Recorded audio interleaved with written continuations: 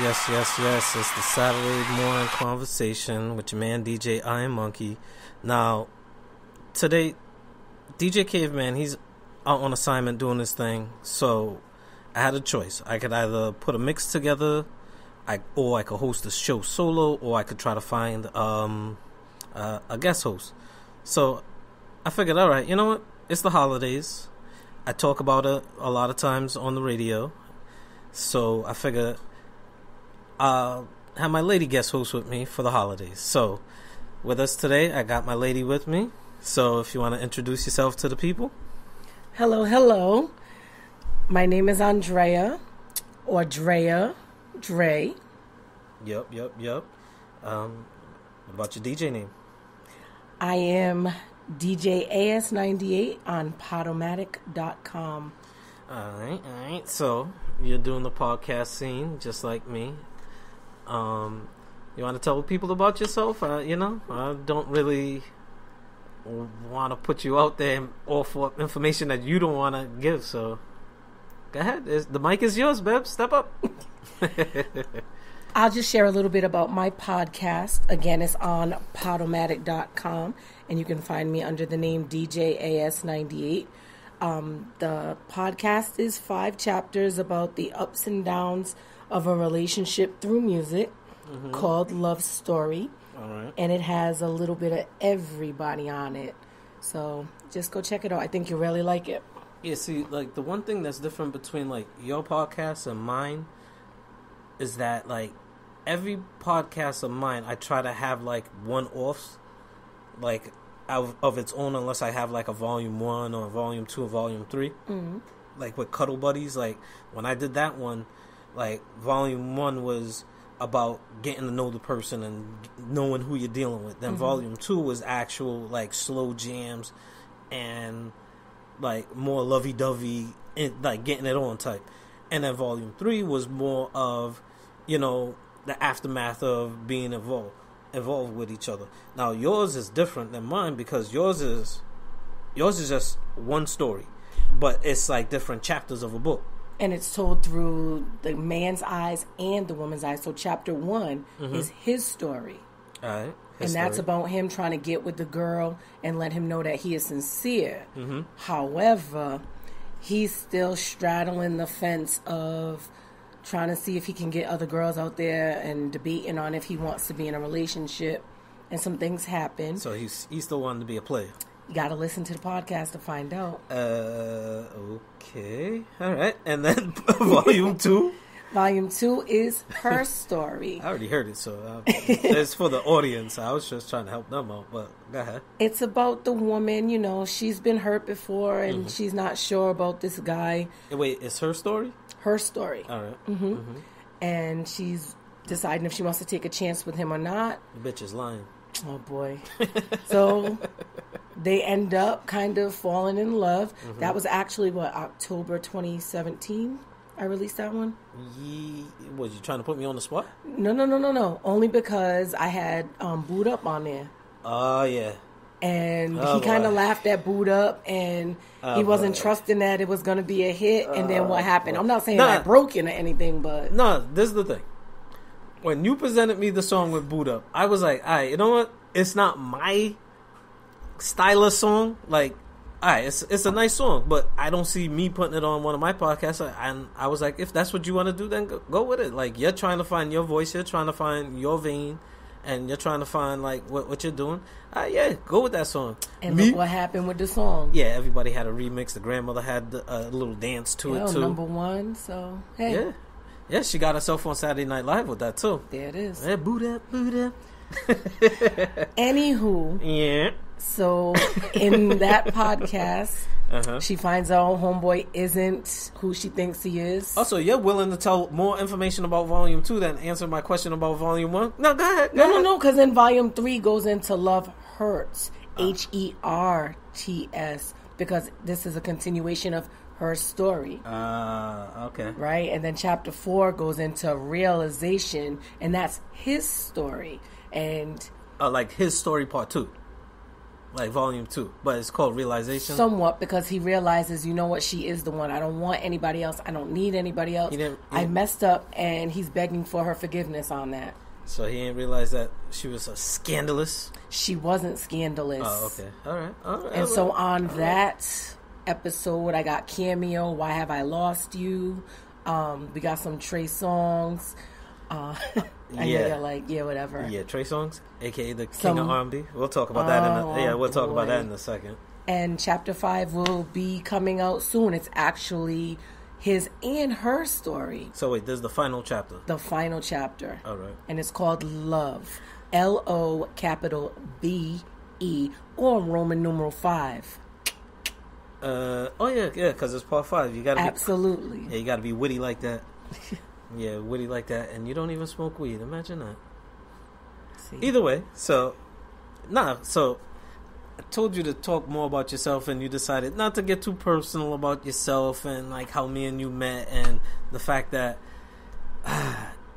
and it still bothers me to this day that, yes, I met you long ago, and I didn't even remember you because you was one of my sister's friends. It was at the time when anywhere my sister went. Right, my oldest sister. I only have one sister. So anywhere she went, me being the older brother, well, the next one in line, because I'm the middle one out of the 3, she had to take me everywhere she went. Now, it served 2 purposes. Number 1, I had to be kind of like the lookout and the snitch, right? Making sure, all right, I got my brother with me. I can't really do anything, or I'm not going to put him in danger and do anything kind of wild, right? This is the logic. Number 2, on another layer, maybe my mother and father just wanted their alone time. That's their business. I don't want to talk any more about that. Because... Yeah. We know. Yeah. So either way, it was one of them times that... And there's been many of them times when my sister was taking me somewhere. I wanted to just do something else. She didn't want to do what I wanted to do, but because she's the older one, I had to do what she wanted to do first. In order for her to play catch with football with me, because my brother was too young, I would have to swing double dutch, right? And as soon as, right, we do double dutch, now all of a sudden she's tired. She don't want to play catch. That kind of bullshit. So either way, I had to go hang out with her and her friends, and she wanted to, I guess, hang out with you. I wasn't hearing none of that shit because it's like, yo, I got screwed over so many times. I just don't want to be here. But you didn't even give it a chance. There were a bunch of other kids in the neighborhood, and you just wanted to be a part. What? No. What was it for me to give a chance when I've been screwed over so many times? When it's like, you know what? I just want to play catch. I just want to ride bikes. I don't want to hang out with nobody I know like that. Like, I'm just chilling. I just want to have quiet time. Like, I've always been an introvert. I've always just been about me and my family and my small circle. I wasn't really about expanding too much. And he probably doesn't remember this, but your little brother was there too. And he was just so cute, and he was just okay with everything. And you were just, he was the baby. Yeah, he was the baby. Yeah, but you were just... I wasn't with the shits. That was the thing, because, again, I wanted to do something else. And it was like, all right, well, do this first, and then we'll do your thing. I'm like, nah, you played me already like that. Nah, because we were supposed to play catch after I swung the double dutch. And look, I did that, and after, hour and a half, now all of a sudden you don't want to ride bikes for 15 minutes? Like, nah, I'm not with that. Now, the next day is, all right, well, you hang out with me and my friends, and then we'll go ride bikes. And you fell for it every day. No, because that day, I wasn't with the shits. And I made myself known. Like, I don't want to play with y'all. Like, I don't want to do that. The crazy thing about that is that I held on to that. We were little kids, and even as adults, I was like, ugh, I can't stand him. Yeah. Why can't you stand him? Because when he was 11, he was a punk. Yeah, because I wasn't with the shits. That's why. I made myself known. Like, I wasn't going to be quiet about it. Like, what was it going to benefit me to now all of a sudden be in front of friends, her friends, and be like, yeah, he's cool. Like, when I got older, yeah. Well, I'm glad we were reintroduced to each other, though, because... Yeah, and the way that we were reintroduced, we're not going to talk about that. We will not. No, either way, it was just so happened by chance that you swooped down and you tried to pick me up, I guess. No?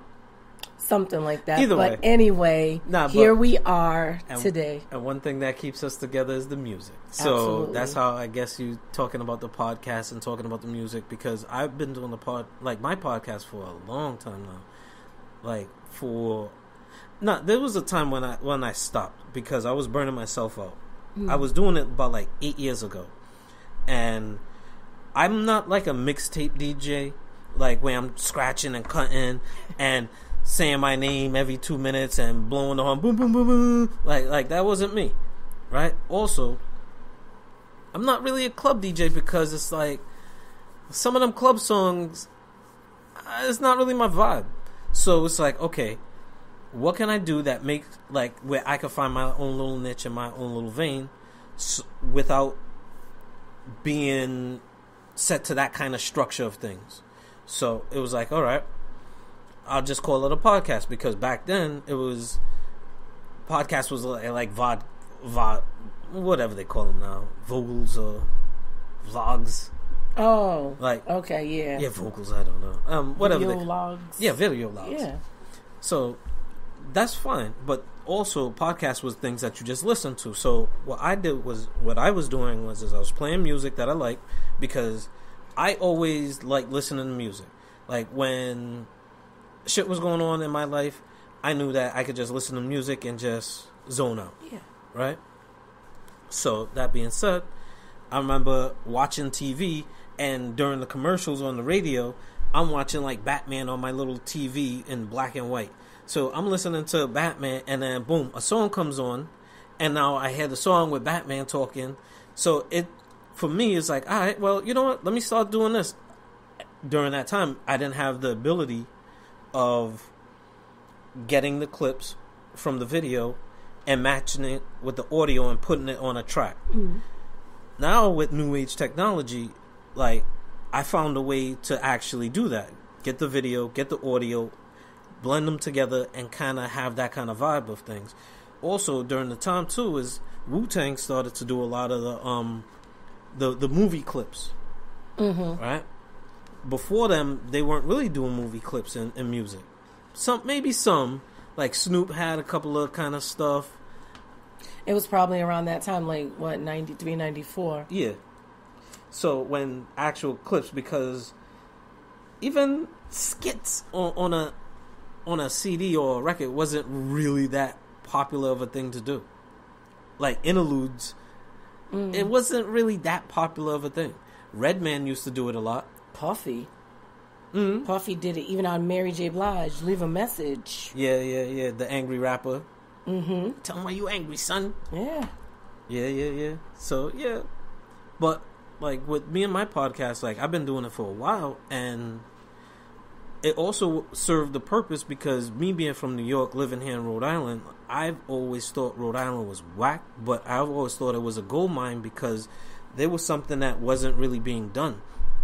When you look at soul music and soul stations, there's really nothing that you can turn to on a Wednesday or Thursday or even a Saturday morning and get Al Green, Aretha Franklin, maybe B101.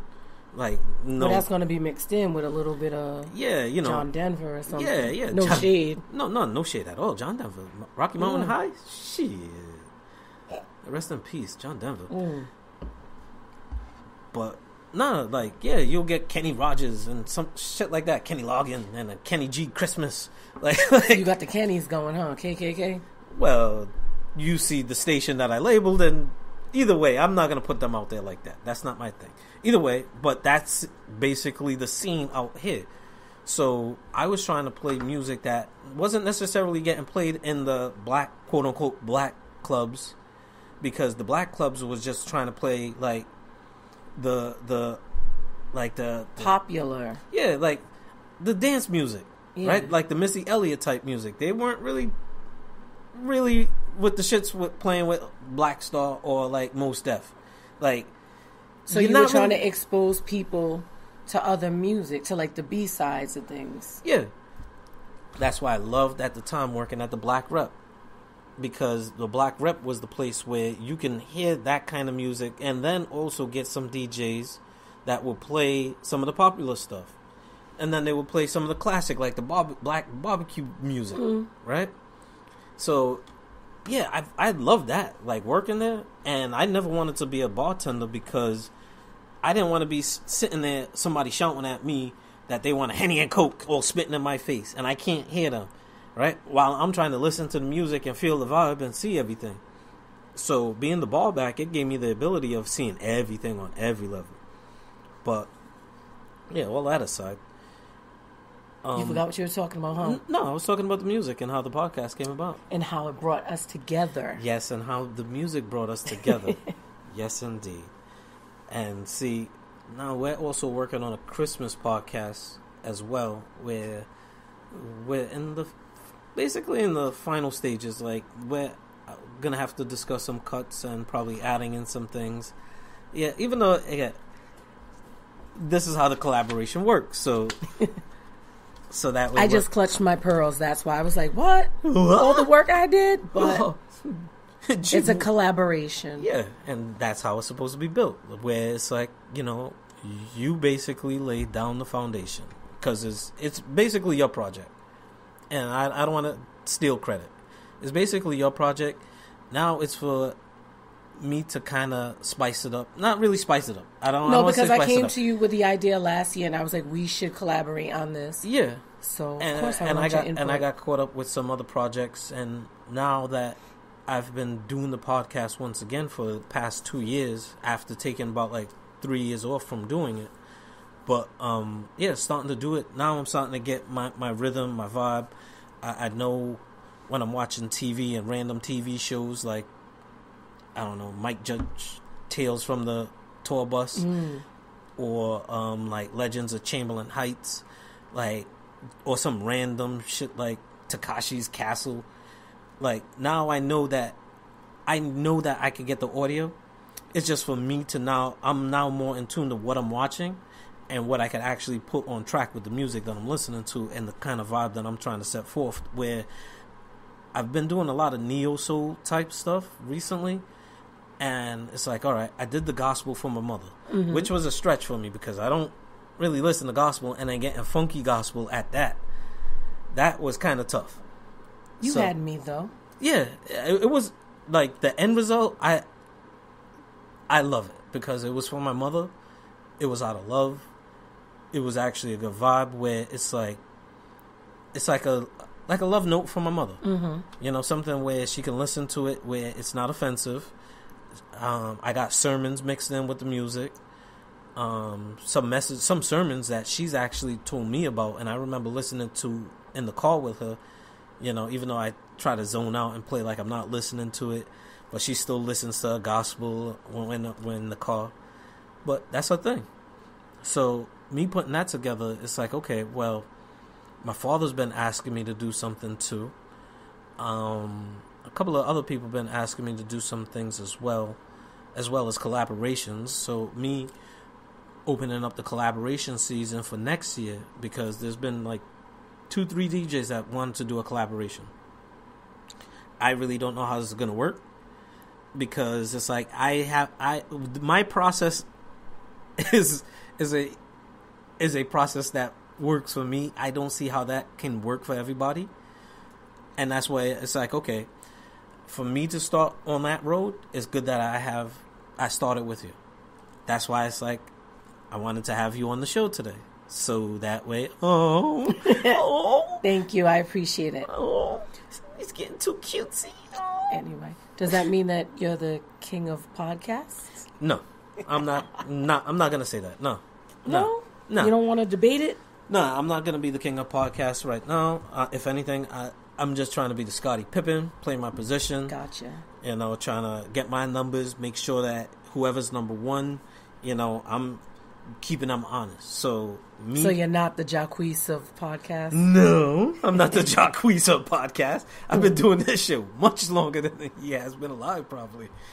But that king of podcast talk, that is a very interesting, a nice little segue, because this is a conversation that we've had during the week, and we've had an evolving conversation on, because with Jacquees saying that this is the thing. he said that, and everybody's basically said their piece on it, and everybody's right to a certain degree, and it is what it is. But as it is, this is the Saturday morning conversation, and this is what we do because we talk about this kind of stuff, and now we're presenting it to y'all. Hopefully y'all like it and keep tuning in. So either way, he said that he is this generation's King of R&B. So that is the asterisk, this generation's King of R&B. Because when I initially heard it, like him being the King of R&B, that I just heard, it's like playing a game of telephone, where the further it gets down the line, the message gets kind of distorted, and it's not really what was really said. So when I heard it as the King of R&B, I'm like, really? Because somebody that's doing it now, that's been doing it for a long time, longevity-wise, I said Charlie Murphy. Not Charlie Murphy, Charlie Wilson. And I don't... Charlie Murphy, rest in peace. Rest in peace. And I've been making that mistake all week, and I don't know why I haven't corrected myself, but I corrected myself quicker. But either way, with Charlie Wilson, he has been doing it for a long time. Yep, right? Started with the Gap Band. And he's still doing it too. Yeah. But he's more so doing gospel music. He does it all. He has like R&B. Yeah, R&B gospel. But wait, what do they call it? Because remember Homegirl that was on the Soul Train Awards? Urban Inspirational. Urban Inspirational, But he has R&B albums and gospel albums, so he goes back and forth between the genres. All right, so that's why he got my vote. All right. And some of his stuff you can play right now. You could play it in the clubs. Ooh-wee. You know that was coming. Come on, cut that out. Don't act like you ain't know me better than that. But see, I also think Trey Songz is still relevant. All right, but you see, like, also I was thinking, all right, King of R&B, somebody that's been doing it for a while, still out there, kind of quietly. I was thinking Keith Sweat, but no, okay. All right. Who else was thinking about Keith Sweat? Well, outside of nobody. Me. Oh, jeez. Yeah, I know you better, and I knew that was coming. And I figured, all right, like volleyball, I'll set you up because you set me up. Yeah. That's what I said. I love you, smooches. All that aside, so yeah, he has another album out, but no, but he's still on the radio. He hosts a radio show. Yeah, but how many high school and college kids you know checking for him? Nobody. See? Yeah, don't get it twisted. Oh, boy. Yeah. So as we merry-go-round on this one. So someone who's underrated in the R&B game is Luke James. He's on Star. He toured with Beyonce. Okay. And he can sing. He has range. Don't forget he was Johnny Gill in the New Edition story. Okay. So, number one. I know your affection that you have for Johnny Gill. Number one. Number two. I know your affection that you have for the show Star. Because you've been trying to sell me on this show for a while. And no shade. It's just not for me. It's a lot of twists and turns. It's not for you, though. And that's cool because, like, maybe Dirk Gently isn't for some people. True. You know, maybe... Well, don't try to stop talking about Luke James, okay? Yeah, I was gonna say Luke Cage and try to kind of flip it on its head like that. But he's definitely underrated. He is underrated. Yes, he is a very talented singer. He does have a very good and strong voice. Mm-hmm. It does sound like he has range. I will give him that. Now, in terms of being the king, because this is where me and you kind of had the conversation.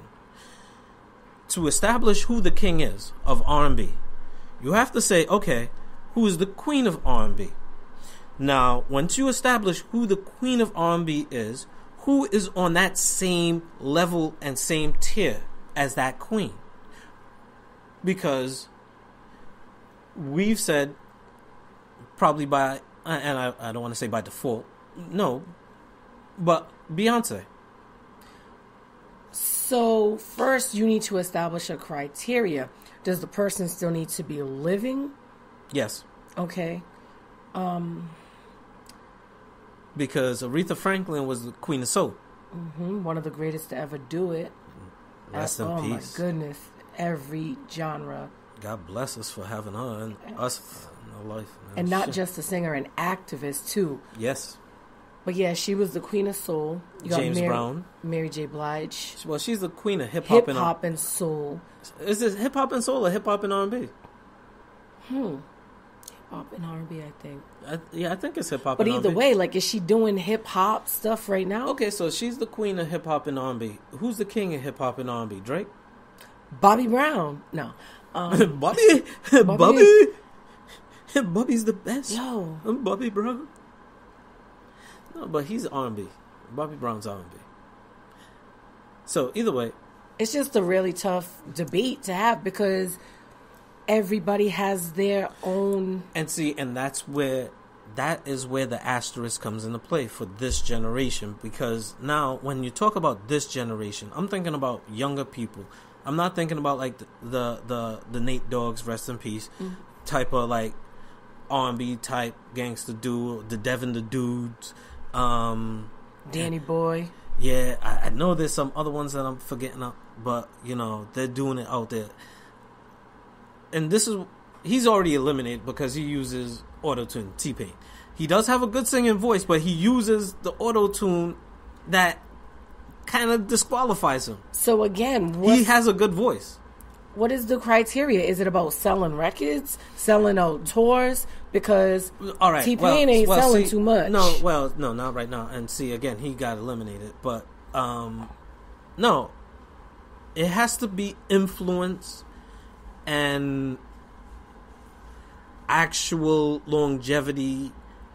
Somebody that's been in the game long enough, and record sales does come into play. Now, this is the thing. Influential to the point where other people are taking their style. Right?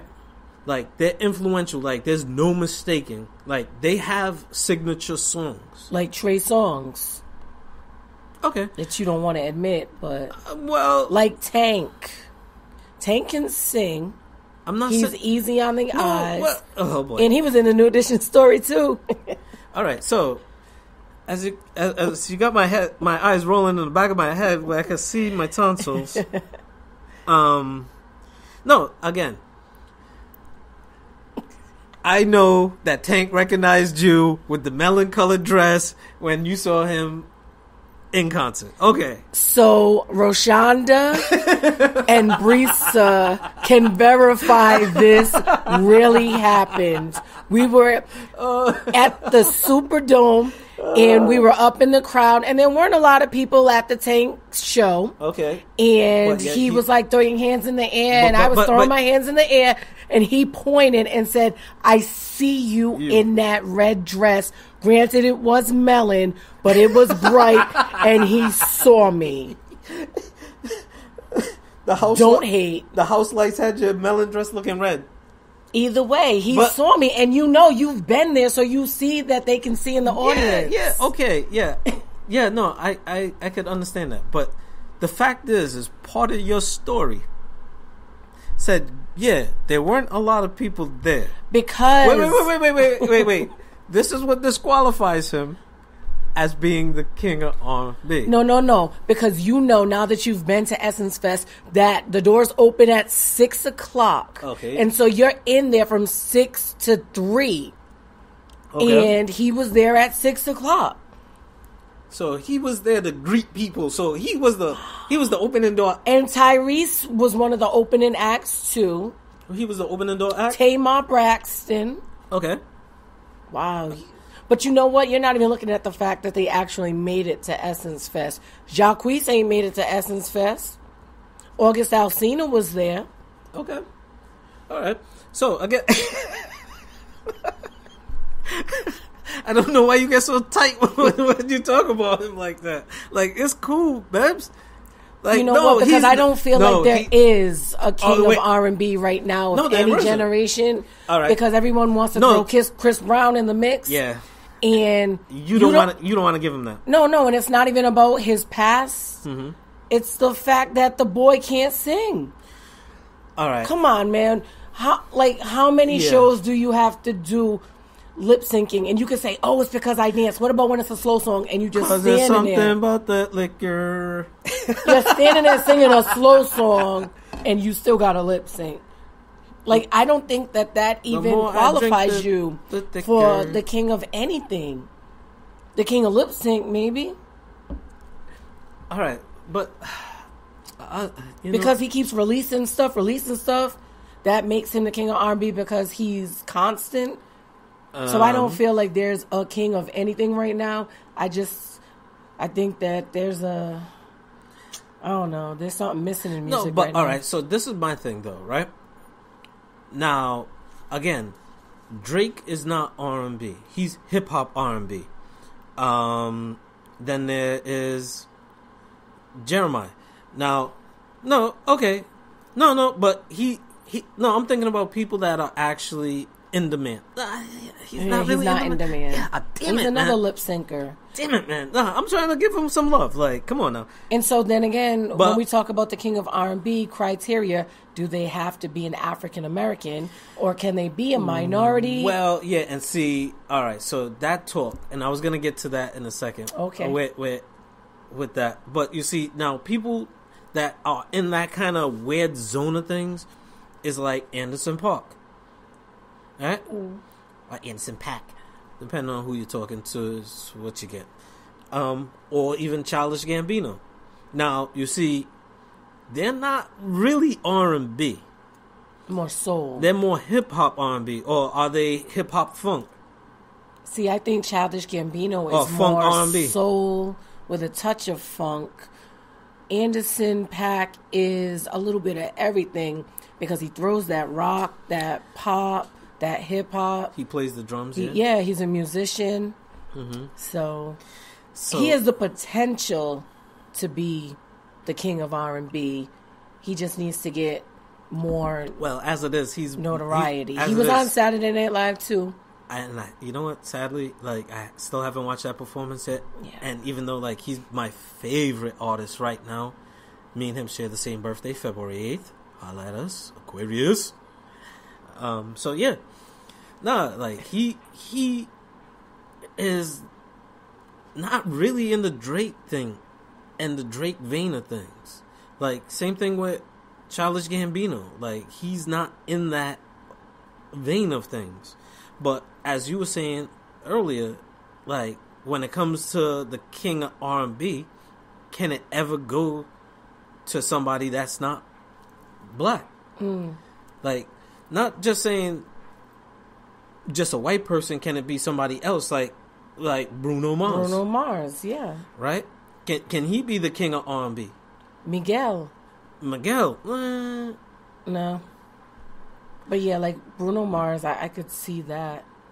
But you see, the thing is this, like he said, his generation. Now, Jacquees' generation, like his demographic to me would be those probably 13 to maybe 23. Yeah, I was thinking that. Right? So he's rocking with them youngins. So even when you say somebody like Anderson .Paak or even Childish Gambino, like, that's not really in that demographic of things. Not really. My students know who Childish Gambino is. Yeah, that too. Like, my son knows who Childish Gambino. My daughter knows. Oh, I thought you said they didn't. No, he does. I know. Oh. So the thing is but it's not like a. Let me think of some like young rappers right now, like a Trippie Redd, right? Or Juice WRLD, like. Was it Famous Dex? Lil Baby. I just know Juice WRLD from. Oh no, I know. No, I know Juice WRLD from my nephew and my son. Yeah. Right. Lucid Dreams. Yeah. So it's like, is he the king of that generation? That is not for me to say, but that is a conversation for youngins. But I just like the fact that he threw it out, because even now, my thing that I enjoy about the conversation isn't about dissing him. Like, because if anything, he did what he was supposed to do, because this is a great marketing tool. Absolutely. You know how many people probably went to listen to his music to be like, who's this guy? what's he talking about? And he's not horrible. He's not horrible. He's young. Yeah. Right? And he's singing about young stuff. Yeah. So. Like, you wanna fuck? Yeah, no. Like, actually, like, they don't play cute in them songs. But remember that video that we was watching with my daughter? And she was saying, no, it's not about that. They're talking about something else. I'm like, wait. So, you say shaking ass, but it doesn't really mean about shaking ass. It means about showing your ass and playing the fool for people. Like, oh my goodness. That song. Yeah. It was about the groupies. Yeah. I'm like, so, that's like me trying to sell my mother or my father that Doodle Brown wasn't about face down, ass up. That's the way we like to fuck. It was about something else. No, Ma, it's not about that. What it is, it's about watching out for people like that because, you know, they're going to get it all over on you, and then you're going to be a part of the Doodle Brown crew, and you don't want to be a part of that crew because it's dirty. It's a dirty lifestyle. No, but that's the way, it's like that. Like, when she was explaining it to me, and then she got kind of tight because she was actually right. The song was about standing up for yourself. It was like a hashtag Me Too song. No, but it was weird because it was like, shake your ass, put it out there. Yeah. It's get like, on your knees. Get on your knees. Trick, please. Yeah. Like, it was a weird song like that, but it wasn't about get on your knees, trick, please. It was a message song. Yeah. Somebody just listening to it. If this car is driving by playing them lyrics, I'm not instantly going to be like, that's about hashtag Me Too movement. But that's the beauty of music because you're going to hear it and you're going to want to go Google it. Then you're going to listen to it. Who's going to listen Google to it again? I'm just saying. Not everybody's going to Google a song lyric. But the beauty of music is that everybody has their own interpretation of songs. Just like Hence. Just like Great Balls of Fire was about something else? Yes, he was excited. It had nothing to do with his balls and his man parts. All right, so I feel so weird talking like this. I'm afraid my students are going to hear this. All right, so baby, it's cold outside. It's not about that. It's about something else. It's about the symbolism of it all. Listen, you know, I said it's like the pre-Bill Cosby song. You hate when I do that, huh? Yeah. So it's the pre-Quaalude song talking about what's in this drink. Right? Like, she's like, I gotta go. And he's like, no, stay. So, yeah, it might be cutesy back in the day. Like, he just wanted her to stay because he really liked her.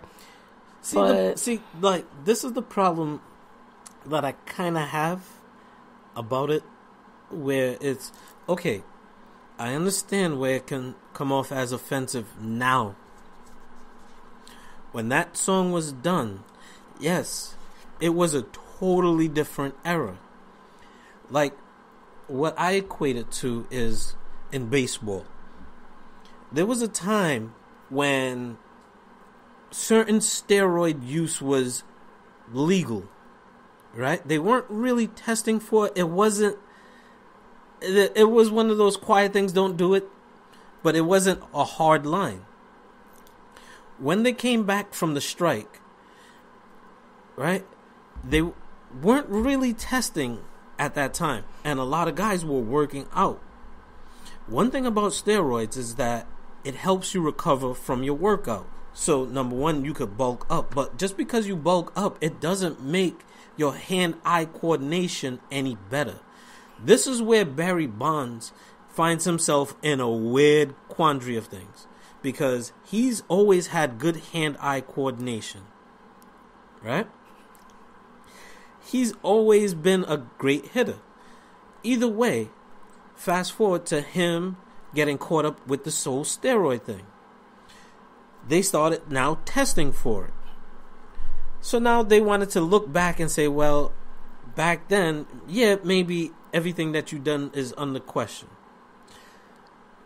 what I'm equating it to, and I didn't want to lose you and lose my point, is that now that this era is saying that lyric is not acceptable, like that kind of way is not acceptable, something that you can't do. Now they're going back though and looking at songs like that and now saying, you know what, because of going forward now, you can't make songs like that going forward. Yeah. But you see, that song's a bad song. We're gonna ban this song. It's like burning books. We're gonna burn this song. It's like we're gonna bury this song, and it's not a traditional song anymore. It's one. It's not something to be happy-go-lucky with too. But even before the Me Too movement, because I love Christmas, love Christmas. I play Christmas music from December 1st until, right? Yes, I know. And one day I was listening to Baby It's Cold Outside like a few years ago, and I was like, whoa. Oh, it caught your attention back Yeah, then? like, you ain't going nowhere. And she's like, I really gotta go. And he's like, sit down. Ooh. Then she's like, wait, what's in this drink? Like, what you do to me? You about to find out. But I will say that is one of my favorite Christmas songs, and one of my favorite versions is Ray Charles and Betty Carter. Oh, Baby It's Cold Outside? Yeah, and you know I didn't put that on the podcast. Oh, yeah. Damn, Daniel.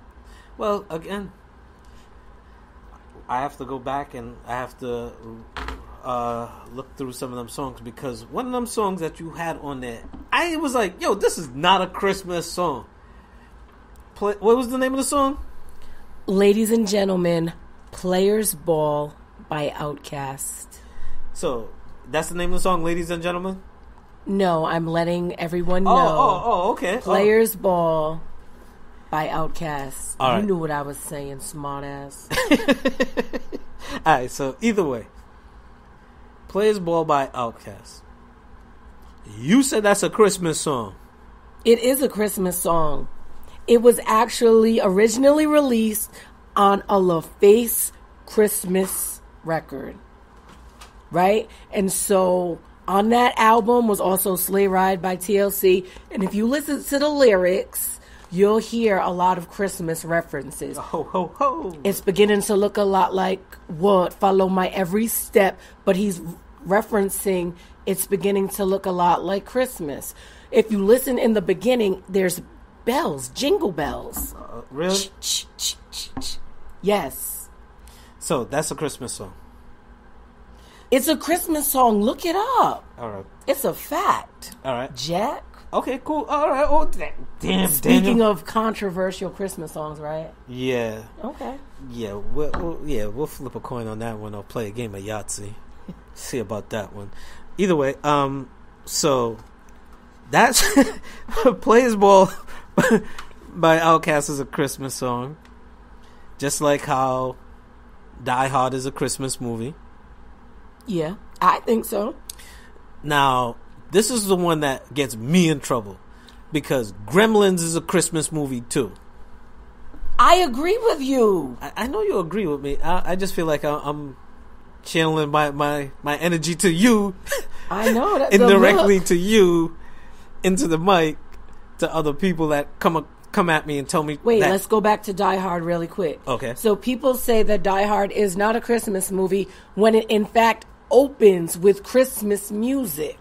He is going to LA to see his family for Christmas. But Christmas is just the setting, the backdrop. Christmas in Hollis, which is on the podcast, is played. Shameless plug. # label up. It's in the movie. Okay. Right there at a Christmas party when the building gets like hijacked. Okay. All right. No, because I'm with you with that. Right?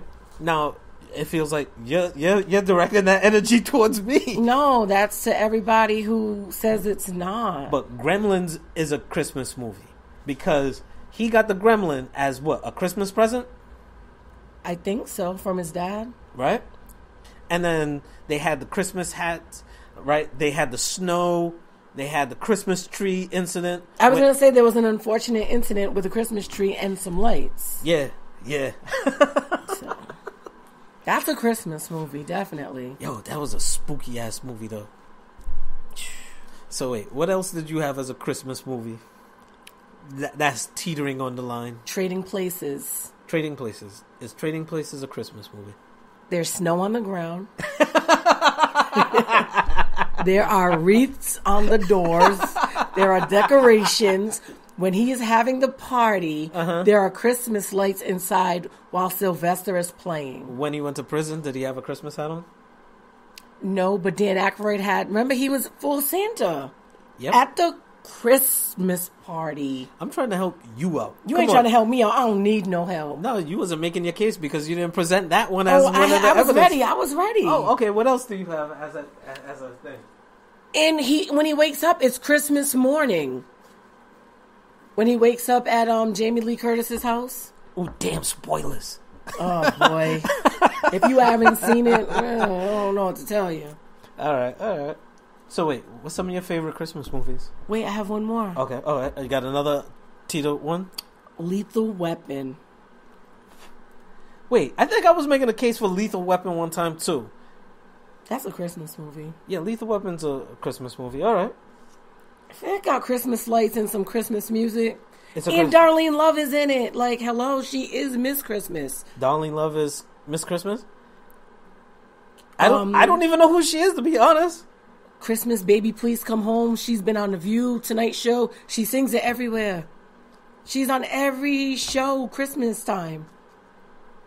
You know, I really don't pay attention to white people like that, bitch. She's not even white. Oh, damn. If she was Danny Glover's wife. Oh, man. Damn. Yo. Damn, I don't even have that out. Do we have commercial breaks? No, we don't have commercial breaks, bitch. Well, what's the commercial going to be for? Come on, what's your favorite product? O'Keefe's? It's going to be me just... Anyway. Label out. Hashtag label out. Either way. So this is the... Oh, that's our picture? Yeah. All right, well, she looks kind of whitish to me. She could have went to the tanning booth. Oh, my goodness. Anyway. Darlene Love. Yes. Okay. Produced by Phil Spector. So I'm supposed to be following up on Phil Spector like that? You the music man, right? Isn't he the criminal? Yeah. Yeah? I don't know. Didn't he admit to murder on that show? On HBO? Huh? Did he? Allegedly. Either way, you were talking about Christmas movies. What's your favorite Christmas movie? Jingle All the Way. Oh, yeah. Number 1. Number 2, Nightmare Before Christmas. I have never seen that. Nightmare Before Christmas? I have never seen it. See, you know how many times I've watched that movie and out of sheer love you haven't want to watch it with me? It's not. Don't even do that. Don't do that. Don't try to guilt me on air. Don't do that. It's just not something that I haven't had the time to watch it. There have been other things that I've wanted to watch, but I never said I wouldn't watch it. How you had time to watch Star? And catch up I on watch Star Star when you're at work. When I get home from work, I watch Star. You have an hour to watch Star every day. Not every day, once a week when it's on, and it's actually on break right now. Nightmare Before Christmas is what, an hour and a half? If you watch a half hour. I haven't watched it, so I didn't know how long Seeing that it was. Star is on break. If you watch a half hour. Looks like I'm watching Nightmare Before Christmas. There you go, bada bang. Oh, boy. Yeah. I am the Pumpkin King. Whatever that means, because I've never seen it. You'll find out. Either way, it's an ill movie because it's not just a Christmas movie. It's a Halloween movie as well. They have Easter in there too. I don't want to spoil it, but yeah. All right. Nah, it's one of my favorite movies of all time. But Jingle All the Way, oh man, I tell you what. When I was working and I'm not gonna say their name. When I was working for a toy company, and I was working customer service, what I used to get was during Christmas time, oh, I just bought this toy. I'm not going to say the name of the toy. I almost slipped up and said it. Either way. I bought this toy. Out of the box, it broke. Okay, well, what I'm going to do is I'm actually going to send you a label for you to return that to us. Once we receive it, we'll send you a replacement. Now, I can't guarantee which figure that you will get. How come you can't guarantee which one? Because, number one, I don't know what the level of inventory in the warehouse is going to be when that item gets back to us, number one. Number two, I don't work in the warehouse, and I don't have the ability of sending a note to the warehouse to make sure that they pick the same one for you. Nor do I have the ability of giving you an option of which character do you prefer instead of that one. So, that being said, what I can do is send you a coupon for $5 off for your next purchase of $10 or more. I want to talk to your supervisor. Okay, please hold. Send them up to my supervisor. My supervisor just sent them a $10 coupon. 2 $5 coupons. Not one $10 coupon. 2 $5 coupons. So you can't use them both at the same time. Right? You have to buy 2 different products. Wow. So either way, they could have got the one $10 coupon from me for items $15 or more or $20 or more, whatever it was at the time. Keep it moving. But once we get the product, you'll get a replacement. Either way, people are like, you're ruining my Christmas. How come I can't find this toy? How come I can't find that toy? I don't know what they ship to your local store, but I can tell you the stores that they do sell them in. Also, if you like, you can also go online and try to purchase these items. Oh, you just want to have my credit card on file, don't you? No, I'm just giving you options. So, either way, customer service, people, I was the bad guy. So, along comes Jingle All the Way, where a father totally forgot to get his son that one prize toy, where he's now breaking his neck to get this one toy to basically bottle up all his love and present it to his child through this toy. Right? Arnold Schwarzenegger. Right? Then he runs across Sinbad. What the fuck? Sinbad? Like, what the fuck? Yo, when's the last movie I watched with Sinbad in it? But that was around the time where he was still popular. That was like a little after Different World, I believe. Yeah, what, he had like First Son? First Kid. Was that the name of the movie, First Kid? I believe so. Because he was the bodyguard for the president's son. Now, the other movie that's kind of funny, too, of his is the one with him and Phil Hartman. House Guest. House Guest, yeah. Oh, man. Sinbad, oh my goodness. Yeah, Sinbad is funny. But really, though, he only had them 3 movies, right? Sure. But he's on that new show, Rel, #label out. So it's a decent show. I watch it. Yeah. I like the bartender. He's my favorite character. Nick? Is that his name? Yeah, I think so. But either way, those are my 2 favorite movies. How about you? Didn't you say 3?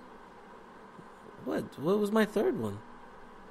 No, I said Oh, Jingle okay. All the Way. And Nightmare Before Christmas. Nightmare Before Christmas, yeah. How about you? Trading Places. I know Trading Places. What's number 2? Come on now. You think people know that Trading Places automatically is your favorite movie? Yes, if you know me, you know. I know you. And if they know me. Who's they? Whoever's listening to this who may know me. They don't know you. You don't know who knows me? Okay. All right. Either way, Trading Places. All right. So that's number 1. I really don't know. Like, I just love Christmas movies and shows, so I just watch everything. No Medea Christmas? No. I mean, I watch it and I enjoy it, but it's not up there like as one of my favorites and a classic. No Lifetime movie Christmas? You know, the one with Kim Fields wasn't that bad. That was like a couple years ago, but I love all Christmas. Christmas music, Christmas movies, Christmas TV shows, all of it. You gonna watch that Deadpool Christmas, Once Upon a Deadpool? You know I will. All right. And I'm paying for it? You know you are. Damn, Skippy, I'm with it. Either way, so, let me see. How about the cartoon movies? You know, my favorite used to be... What's the one that has the Heat Miser? Is that the New Year one? Is that the New Year one? I think it is. It's a lot of Rankin Bass. Rankin Bass, they were doing it.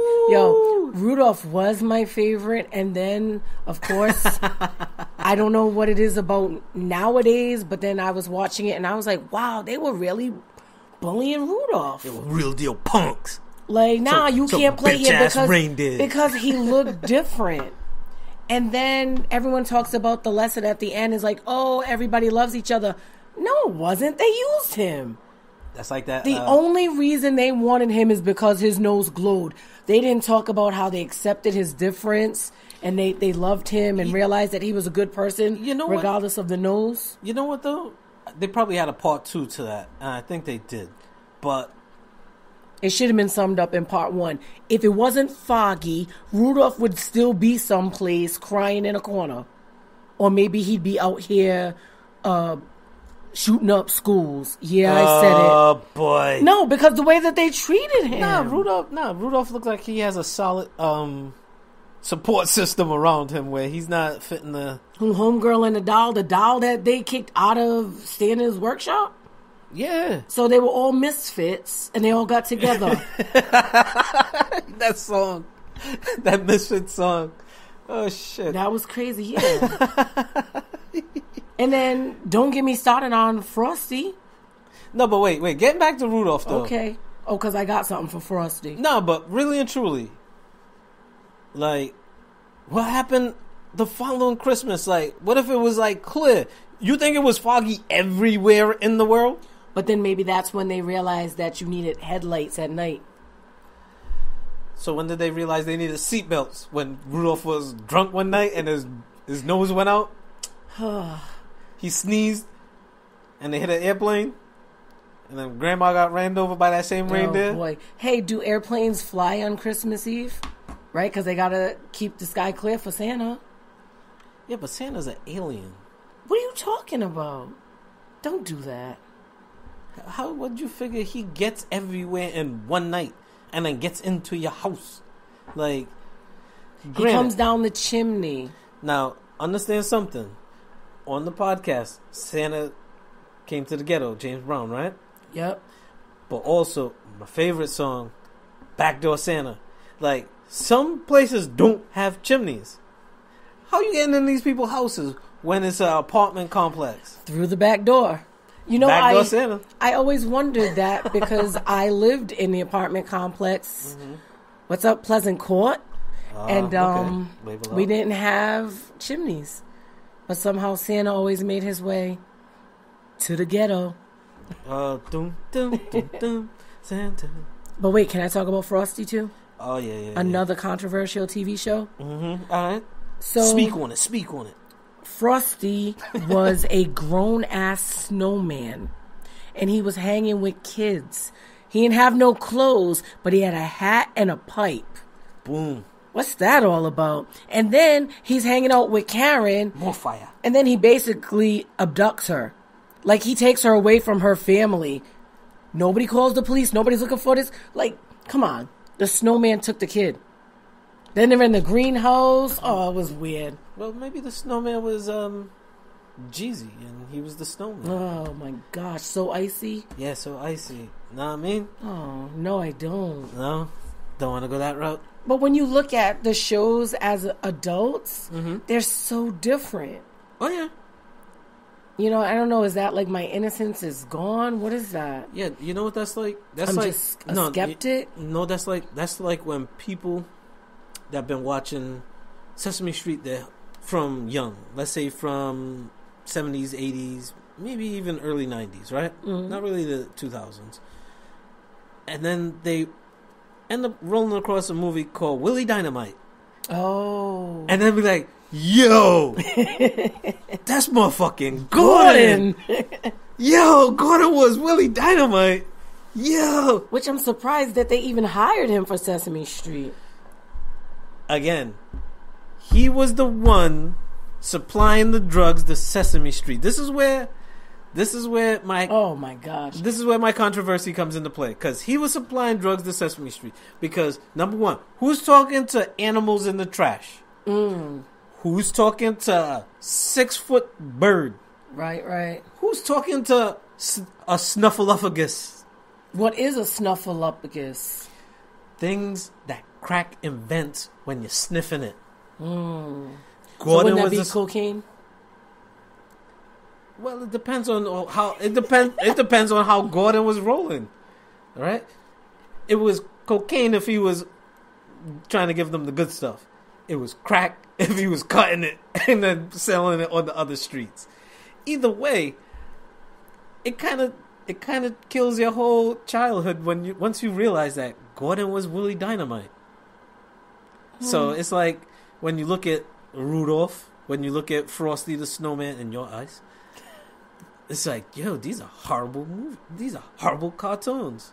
I didn't say they were horrible, but some of the messages, you kind of look at them, you're like, oh, you guys didn't really think this one through, did you?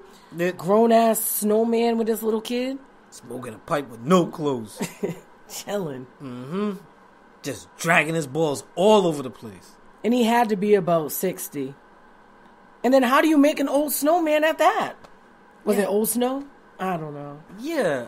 How come there was no snow babies? I don't think they had penises. So him being naked doesn't really matter then if he doesn't have a penis. Or whatever. Touché. Whatever a snowman would have, like a branch and some twigs and some berries. No, that's what their arms are made out of, right? Twigs. So you figure he'd have a twig and berries, right? I guess. Or you could get a hot dog from the freezer. Yeah, that too. But like, who is gonna waste good food like that and not little kids? Yeah, and well. But then if a little kid is making a snowman that's anatomically correct. Yeah, like something's up. Yeah, why is your kid grabbing a hot dog and putting it there? Like, what's going on with your child? Like, what's going on here?